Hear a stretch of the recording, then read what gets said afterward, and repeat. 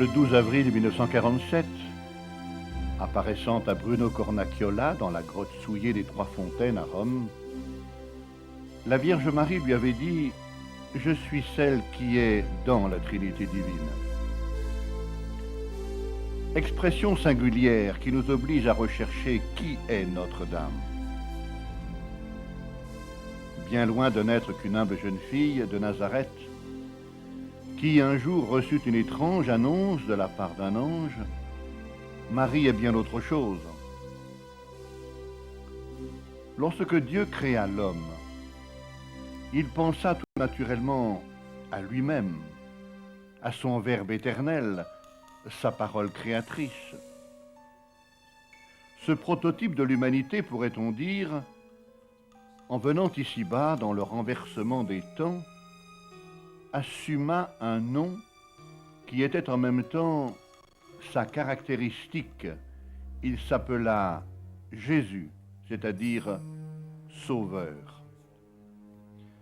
Mais il assuma une nature masculine. Aussi, dans le même acte, Dieu créa-t-il la femme, celle qui devait être l'épouse, la mère, celle que l'on voit au livre de la Genèse, chargée d'écraser la tête trop orgueilleuse de Satan, du serpent. Annoncée depuis le commencement, elle viendra et sera insérée dans une lignée humaine. Et celle qui était la femme deviendra Marie de Nazareth. Et après son Assomption, celle qui fut un jour Marie de Nazareth retrouvera sa dignité de femme, de reine, de dame, Notre-Dame, celle que Jean contempla en son Apocalypse, revêtue du soleil, la lune sous les pieds et sur la tête une couronne de 12 étoiles. Mais en ce temps qui est le nôtre, nous sommes tellement embourbés dans notre péché, Satan a depuis longtemps entrepris la destruction de l'image de Dieu dans le cœur de l'homme, que se réalise ce qu'avait prophétisé Malachie en son chapitre 3e. « Voici que je vais envoyer mon messager, pour qu'il déblaye un chemin devant ma face. Et soudain, il entrera dans son sanctuaire, le Seigneur que vous cherchez, et l'ange de l'alliance que vous désirez, le voici qui vient. » Oui, pour inciter les pauvres hommes que nous sommes, avant ce second avènement, Dieu, dans une dernière miséricorde, nous envoie son messager, la femme, la mère. Les manifestations de Notre-Dame sur notre terre n'ont pas d'autre but. À chaque fois que Marie pose le pied sur notre terre, elle vient écrire un nouveau chapitre, apporter un nouveau développement à l'unique message qu'elle est chargée de transmettre. Suivons-la en quelques-unes de ses apparitions.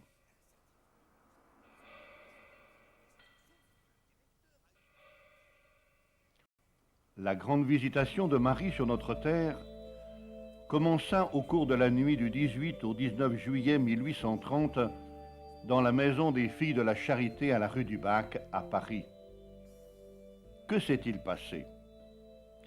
Une jeune sœur novice, dormant dans le dortoir commun, s'entendit appeler en pleine nuit par son nom. Entr'ouvrant alors le rideau qui séparait son lit de celui de ses voisines, sœur Catherine Labouré vit un mystérieux enfant d'une grande beauté. « Venez à la chapelle, lui dit l'enfant. La Sainte Vierge vous attend. » Elle se leva et suivit son mystérieux guide. Devant eux, toutes les portes s'ouvraient, et sœur Catherine fut étonnée de voir que dans la chapelle, toutes les lampes étaient allumées. L'enfant conduisit la sœur dans le chœur. Après quelques minutes d'attente, elle entendit comme le frôlement d'une robe de soie et vit une dame d'une grande beauté venir s'asseoir dans le fauteuil d'ordinaire réservé aux célébrants. Sœur Catherine, que son cœur n'avait pas trompé, bondit et vint s'agenouiller près de la céleste visiteuse. Elle regarda et écouta. Elle apprit ainsi qu'elle était chargée d'une grande mission, que des jours troublés arrivaient et que l'on assisterait au renversement du trône de France. Elle apprit aussi qu'une persécution allait s'abattre sur le pays et que la croix serait bafouée et méprisée et que le sang allait couler. Enfin, Marie promettait assistance et réconfort à tous ceux qui viendraient prier dans ce lieu béni. 10 jours plus tard, Paris était à feu et à sang, et le roi Charles X était renversé. C'était la preuve de l'authenticité de ces apparitions. Ainsi le comprit le confesseur de la communauté, auquel, bien évidemment, Catherine avait tout rapporté. Le 27 novembre suivant, Notre-Dame apparut encore sur la droite du chœur de cette chapelle, à quelques 3 mètres du sol. Elle était vêtue d'une robe de soie blanc aurore, d'un long voile qui couvrait sa tête et descendait jusqu'aux pieds. Elle était debout sur le globe terrestre, dont on ne voyait que la partie supérieure. Mais elle écrasait un serpent d'une couleur verdâtre avec des taches jaunes. Elle portait dans ses mains une boule plus petite. Cette boule, dit-elle, représente le monde entier, la France spécialement, et chaque personne en particulier. Celle qui doit écraser la tête du serpent est là, dans cette petite chapelle, et elle vient annoncer que l'heure a sonné de son ultime combat. Qui est celle-ci qui surgit comme l'aurore, belle comme la lune, resplendissante comme le soleil, redoutable comme des bataillons? Chantait déjà le Cantique des Cantiques en son chapitre 6e. Car le Cantique dans la Bible est comme le livre prophétique de toutes les manifestations de Marie. Les doigts de Marie étaient ornés d'anneaux. Une multitude de diamants jetait des rayons de tous côtés. C'est l'image des grâces que je répands sur les personnes qui me les demandent, dit Notre-Dame. Mais toutes ces pierres n'avaient pas le même éclat. Marie alors donna cette précision: c'est l'image des grâces que l'on oublie de me demander. Alors Marie donna à sa confidente le modèle de la médaille qu'elle devait faire frapper. Autour de la vision se forma comme un tableau de forme ovale, sur lequel Catherine put lire ces mots: Ô Marie, conçue sans péché, priez pour nous qui avons recours à vous. Faites frapper une médaille sur ce modèle, lui dit Marie. Les personnes qui la porteront avec confiance recevront de grandes grâces. Puis le tableau se retourna et Catherine vit alors le revers. Il y a d'abord un grand M que l'on dirait accolé à la croix, car Marie est la collaboratrice de Jésus dans l'œuvre de la rédemption, la co-rédemptrice. Au-dessous, les 2 cœurs qui ont saigné au cours du combat du calvaire, celui de Jésus et celui de Marie transpercé par le glaive, ainsi que l'avait prédit Siméon. Voilà la médaille miraculeuse, ainsi appelée à cause des protections, des guérisons, des retournements de vie, des conversions extraordinaires obtenues par ceux qui l'ont porté avec une immense confiance. Les temps sont très mauvais, avait dit la céleste visiteuse en cette première visitation de toute la terre. C'était là son premier message. Elle annonçait le début du règne de Satan, mais aussi elle apportait la promesse de sa victoire. Ce n'était là que le début. Elle revint encore pour nous délivrer la suite de ce même message et pour nous inciter à réagir. Et ce fut 16 années plus tard, dans les montagnes du Dauphiné, à La Salette.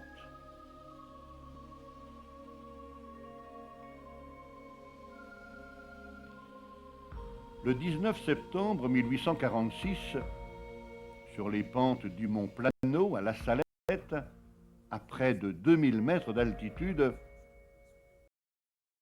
deux jeunes bergers gardent leur troupeau. Lui, Maximin Giraud, 11 ans, garçon espiègle, agité, facilement grossier.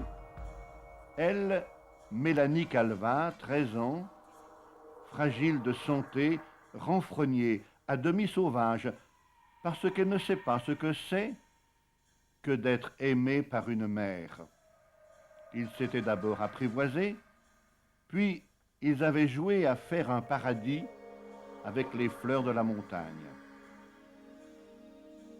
Après le repos, ils cherchent leurs bêtes, les découvrent enfin au revers de la colline, mais se retournant, ils voient comme un globe de lumière, à la fois plus brillant et plus doux que le soleil. Puis apparut une femme, assise sur le paradis qu'avaient fait les enfants, et elle pleurait. « Avancez, mes enfants, leur dit-elle, n'ayez pas peur. Je suis ici pour vous conter une grande nouvelle. » Les enfants se sont approchés, ils sont tout contre elle.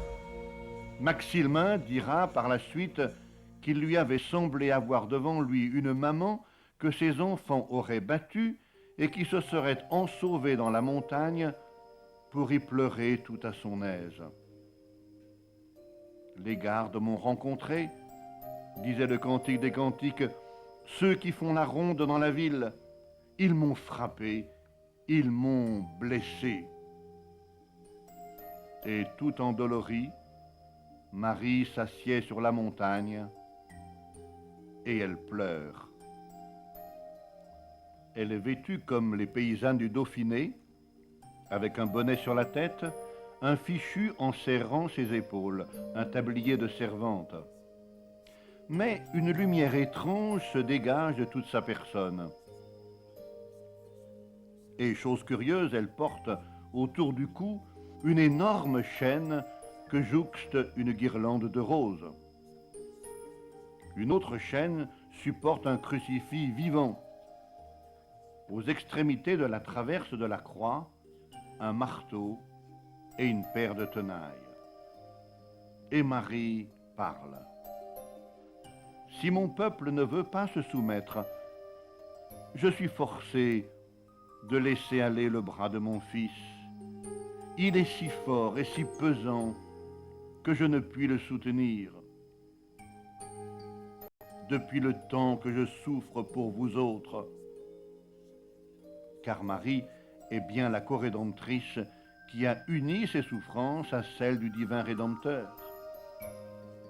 Vous aurez beau prier, beau faire, jamais vous ne pourrez récompenser la peine que j'ai prise pour vous.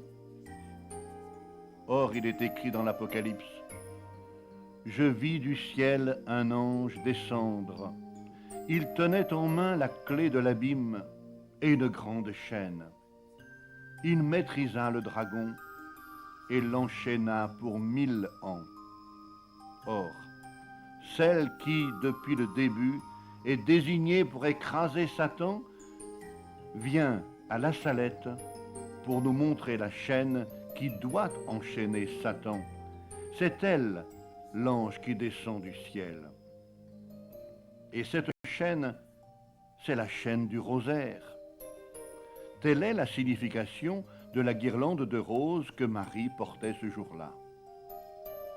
Et le marteau et les tenailles, c'était le marteau qui avait cloué Jésus à la croix. Et les tenailles entr'ouvertes, comme pour nous inviter à les saisir, c'était bien sûr celles qui avaient servi à déclouer le Seigneur. Mais Jésus était déjà cloué. C'est alors l'annonce de la toute prochaine crucifixion du corps mystique de Jésus, de l'Église, car le mystère d'iniquité est bien près de s'établir. Et Marie parle de la pénurie du blé, de ce blé dont on fait le pain eucharistique. Elle annonce la famine. Mais tous ces malheurs sont suspendus à la conversion des hommes. Il y eut aussi ce fameux secret de la Salette, qui est un tableau effrayant de l'état de déchéance dans lequel est tombée l'Église. Les temps sont très mauvais, avait dit Marie à Paris. Elle vient ajouter sur cette montagne, ils sont mauvais à cause de vous, à cause de votre péché, à cause de votre manque de foi et d'amour, à cause de votre abandon des sacrements. Comme pénitence, il va y avoir des catastrophes. Réagirez-vous? Voyez comme je pleure. Elle reviendra 12 années plus tard, et ce sera à Lourdes pour continuer et développer son message unique. Et ce sera au creux du rocher, comme le prophétisait déjà le Cantique des Cantiques. Elle indiquera le moyen du salut.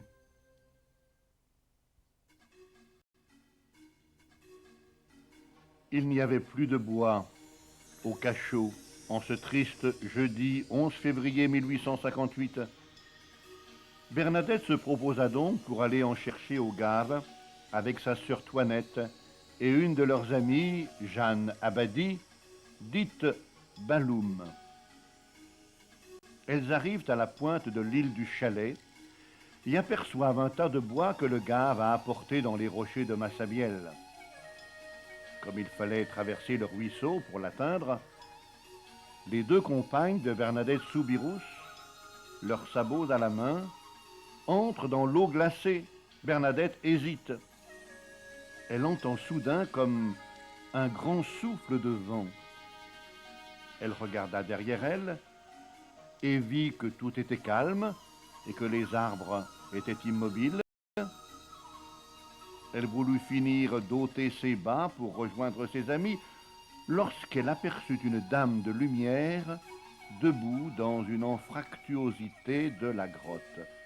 Elle était vêtue de blanc, avec une ceinture bleue, la tête voilée et une rose jaune sur chaque pied. À son bras, un chapelet blanc. Bernadette a récité son chapelet devant cette dame revêtue de lumière. Et celle-ci égrena les dizaines en même temps que la petite Bernadette. Viens donc, ma bien-aimée, ma belle, viens, ma colombe cachée au creux du rocher, chantait le Cantique des Cantiques en son chapitre 2e, en des retraites escarpées. Montre-moi ton visage, fais-moi entendre ta voix, car ta voix est douce et charmant ton visage. Et plusieurs fois la dame reviendra, malgré les oppositions, les refus, les tracasseries auxquelles sera soumise la petite confidente de Notre-Dame. Elle lui avait demandé si elle aurait l'amabilité de venir en ce lieu 15 jours durant. Bernadette avait accepté, Et tout aussitôt, la dame avait ajouté: « Je ne vous promets pas de vous rendre heureuse en ce monde, mais dans l'autre. » Et en ce jeudi 18 février, c'était la première fois que la dame parlait. Le mercredi 24 février, c'était la 8e visite de la Dame du Ciel. Le visage de Bernadette était transfiguré par l'extase et cependant ravagé par la tristesse. Elle s'était traînée dans la grotte et avait baisé le sol. Par 3 fois, la dame avait prononcé le mot « pénitence ». Et elle avait ajouté « prier pour la conversion des pécheurs ». Le lendemain, elle lui avait demandé d'aller boire à la fontaine et de s'y laver. Et Bernadette décela la source qui jaillit sous ses doigts. Elle mangea de l'herbe en signe de pénitence. Le mardi 2 mars, elle demanda que l'on vienne en procession, que l'on bâtisse une chapelle. Il fallut que Bernadette affronte le terrible curé de Lourdes, l'abbé Peyramal, qui avait le don de lui glacer le sang. C'est enfin le jeudi 25 mars, jour de l'Annonciation, que la dame daigne donner son nom. Je lui ai à nouveau demandé qui elle était, racontera Bernadette. Je le lui ai demandé 3 fois de suite. Elle souriait toujours. Puis j'essayai une 4e fois.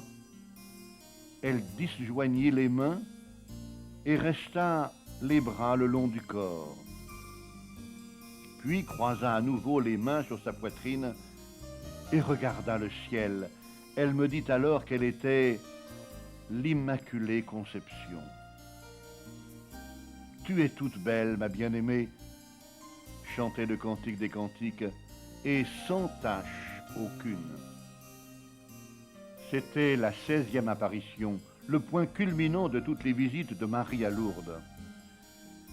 Elle reviendra encore 2 fois, mais ce sera pour prendre congé de sa petite confidente.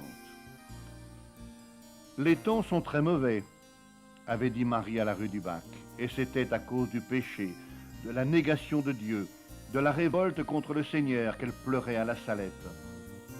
À Lourdes, elle vient nous demander de faire pénitence et de nous purifier.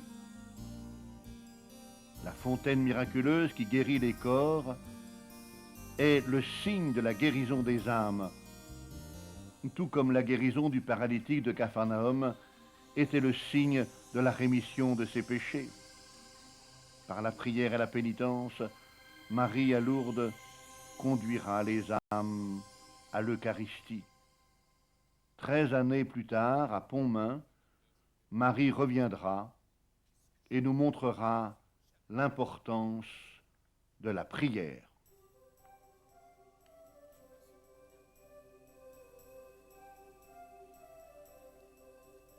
C'était une nuit glaciale de l'hiver 1871.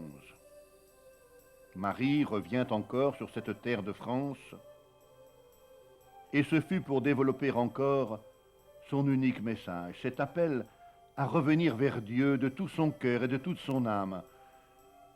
Les armées prussiennes, après avoir envahi la France, après avoir affamé Paris, campaient maintenant aux abords de Laval. C'était le 17 janvier 1871.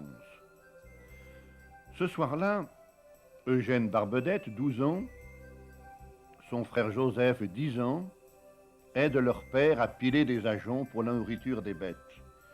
Il fait un beau clair d'étoiles, la neige couvre le paysage, et Eugène sort simplement pour voir la nuit.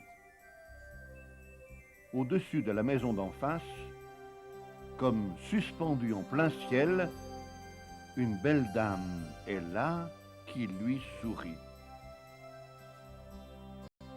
Elle était vêtue d'une robe bleue foncé qui descendait toute droite depuis le cou jusqu'aux pieds. Son vêtement était parsemé d'étoiles à 5 branches. Sur la tête, elle avait un voile noir et une couronne d'or qui ressemblait à un diadème. Le père arrive, puis la maman, puis d'autres personnes, des enfants, les sœurs de l'école voisine, et le bon curé du village qui commença à faire prier tout le monde. La vision s'était soudain entourée d'un ovale bleu foncé et 4 bougies s'étaient allumées à l'intérieur de l'ovale. Et à mesure que les prières étaient récitées, conduites par le bon abbé Guérin, la dame semblait grandir et prendre de l'ampleur. Elle acquérait plus de force et de majesté, davantage de beauté aussi. C'était comme pour nous faire comprendre que nos prières lui permettaient à elle de combattre pour nous et d'intercéder en notre faveur. Les étoiles se multipliaient sur sa robe, et c'étaient bien sûr les grâces innombrables qui sortaient de son cœur. Puis, une sorte d'écran parut en dessous de la dame, un grand rectangle blanc sur lequel, une à une, des lettres furent inscrites par une main angélique. Bientôt on put lire le message que Notre-Dame était venue apporter à la terre. Mais priez donc, mes enfants, Dieu vous exaucera en peu de temps. Mon fils se laisse toucher. Et un gros trait vient souligner ces mots. Annonce-t-elle le prochain retour du Christ, puisque désormais il se laisse toucher, alors que, à Marie-Madeleine, au jour glorieux de sa résurrection, il avait dit « Ne me touche pas, je ne suis pas encore remonté vers mon Père. » S'il se laisse toucher, c'est que sans doute, il serait prêt de redescendre. Marie avait sur sa poitrine un crucifix rouge vivant.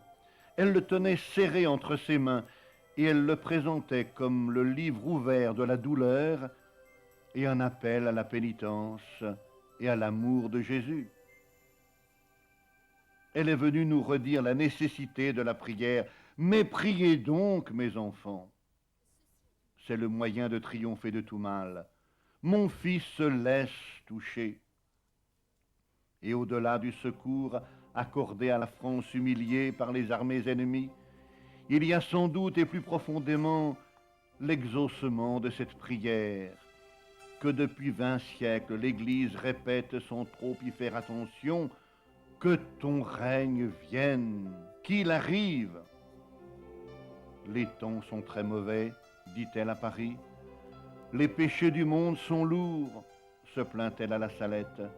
Mais par la pénitence et la purification, ainsi qu'elle l'annonce à Lourdes, les péchés peuvent être effacés. Par la prière à Marie, notre mère acquiert de la force pour lutter pour nous contre l'adversaire. Et c'est à Pontmain qu'elle nous fait comprendre cela. Elle reviendra pour développer son message encore. Et ce sera à Fatima de Portugal. Elle nous montrera l'adversaire.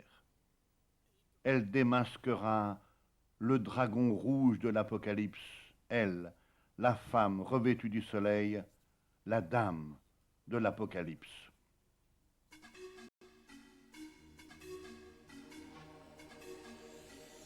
La fameuse Grande Guerre, celle de 1914-1918, faisait rage partout en Europe. Et chaque jour apportait son contingent de malheur et de détresse. C'était l'époque glorieuse et douloureuse des tranchées. Et chacun a entendu parler de Verdun. Mais là-bas, à l'autre bout de l'Europe, sur la Serra de Aire, au Portugal, dans le petit village de Fatima, une paix toute relative régnait. 3 enfants gardaient leurs brebis sur ce plateau aride et sec, planté de chênes verts à la Cova Iria, c'est-à-dire vallon de la paix. Ce sont François, 9 ans, sa petite sœur Jacinthe, 7 ans, les 2 derniers enfants de Manuel Pedro Martu, et leur cousine, âgée de 10 ans, Lucie, fille de Antonio dos Santos. Or, ce dimanche 13 mai, ils étaient tous trois à la Cova da Iria. Il était presque midi. Ils avaient pris ensemble leur frugal repas et, comme d'habitude, ils avaient récité leur chapelet. Ainsi le leur avaient recommandé leurs parents. Ils l'avaient récité à la va-vite, confesseront-ils plus tard. Puis ils s'étaient mis à jouer. Puis ce fut l'éclair, l'apparition de la belle dame, plus brillante que le soleil, au-dessus d'un tout petit chêne vert. Elle est debout sur un léger nuage qui effleure à peine les rameaux du petit arbre. Elle est vêtue de blanc, les mains jointes, au poignet un chapelet au grain blanc. Elle a sur les lèvres un sourire voilé de tristesse. « N'ayez pas peur, leur dit-elle, je ne vous ferai aucun mal. »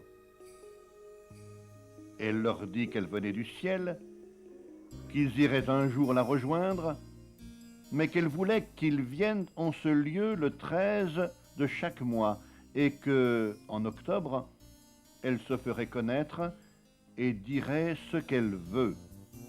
Puis, ouvrant les mains, elle les enveloppa d'une lumière toute divine, et les enfants se virent en Dieu.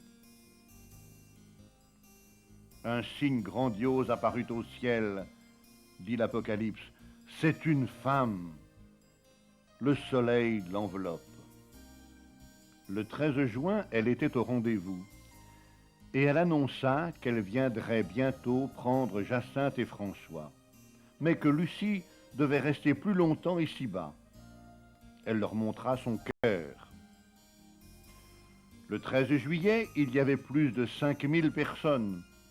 Les enfants avaient failli ne pas venir, tant les réprimandes, les gronderies et les châtiments infligés par leurs parents avaient été pénibles. C'est que l'on parlait beaucoup dans le village et dans les alentours. Et les autorités voyaient d'un mauvais œil toute cette publicité. Même le curé de la paroisse ne croyait pas un mot de ce que racontaient les enfants. C'est ce jour-là que Notre-Dame donna le fameux secret de Fatima. Le 13 août, les enfants furent proprement enlevés et séquestrés par l'administrateur de Villanova de Ureng, Oliveira dos Santos, plus connu par son surnom, le Ferblantier. C'était un violent anticlérical qui prétendait ainsi mettre fin à toutes ces histoires d'apparitions. Notre-Dame viendra voir ses petits confidents quelques jours plus tard, tout près de Aljustrel, au Valinhos.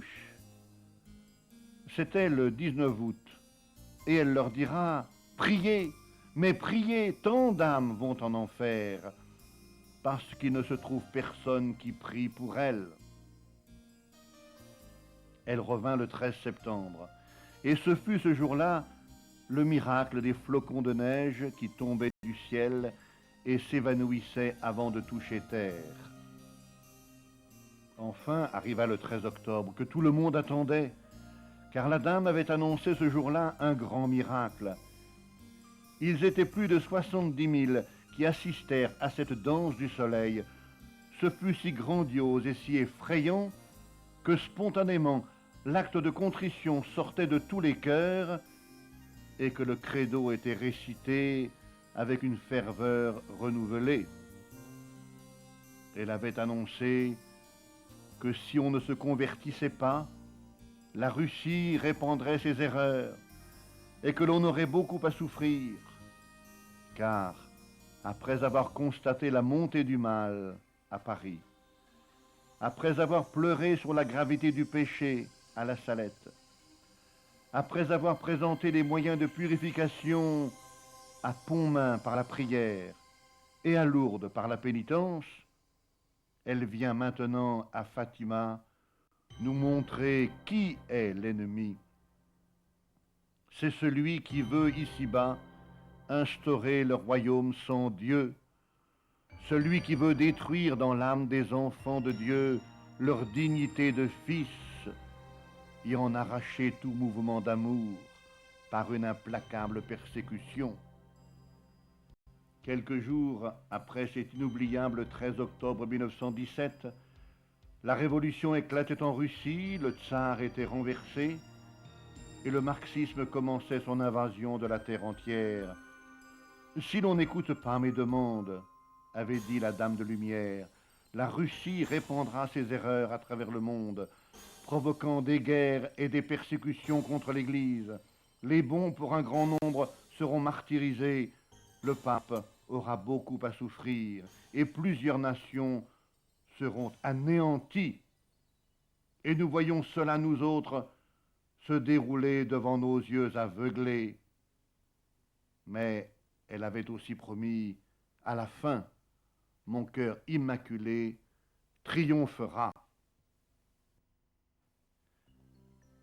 Marie reviendra encore en de nombreux autres lieux, mais toujours elle développera son unique message et avertira ses enfants de la terre d'avoir à revenir vers Dieu par la prière et la pénitence. Elle reviendra en Belgique, à Beaurain, en 1932. Elle apparaîtra la nuit, derrière la grille d'une école, enfermée dans une aubépine. À l'horizon de l'histoire se levait Hitler. Et c'était aussi en Orient le début de la persécution contre l'Église. Et Marie, derrière les barreaux de cette grille, prophétisait douloureusement l'Église prisonnière derrière le rideau de fer. Et elle était enfermée dans les épines de l'aubépine qui pouvaient la meurtrir comme autant de blessures qui meurtriraient l'Église persécutée. Elle avait montré son cœur d'or et douloureusement elle avait demandé « Aimez-vous mon fils? M'aimez-vous? Alors sacrifiez-vous pour moi, c'est-à-dire consacrez-vous à moi, enfermez-vous dans mon cœur et luttez pour la même cause que votre Mère du ciel. » Elle reviendra quelques jours plus tard dans les grands bois de sapins qui recouvrent tout l'est de la Belgique, et ce sera non loin de Liège, à Banneux. Elle viendra visiter la fillette qu'elle a choisie, cette fois comme confidente, la petite Mariette Bécaud. Et elle se présentera vêtue comme à Lourdes. Elle descendra visiblement, passera entre deux sapins pour se poser dans le petit jardin fermé d'un grillage de la maison des Bécaud. Je vis du ciel descendre d'auprès de Dieu la ville sainte, Jérusalem nouvelle, une fiancée parée pour son époux. Ainsi chantait l'Apocalypse en son chapitre 21e. Car la ville sainte, Jérusalem nouvelle, c'est Marie. Elle descend vers son peuple et elle dira « Je suis la Vierge des pauvres ». Elle décèlera comme à Lourdes une fontaine et demandera à sa petite confidente « Poussez vos mains dans l'eau ». Cette source est réservée pour toutes les nations. Enfin, elle demandera, une fois de plus, de beaucoup prier. La Vierge des pauvres. À une époque où le culte de la race est à son apogée dans l'Allemagne hitlérienne toute proche, à une époque où les dictateurs ordonnent des déportations massives et envoient dans les camps de la mort les bouches inutiles, à une époque où se développe le racisme le plus ignoble et le plus abject, et où l'on exalte le surhomme, Notre-Dame nous dit qu'elle vient pour les pauvres. Or, l'endroit où Marie apparaissait s'appelait la fange, le marais. De la fange, il relève le pauvre, chantait Marie dans son Magnificat.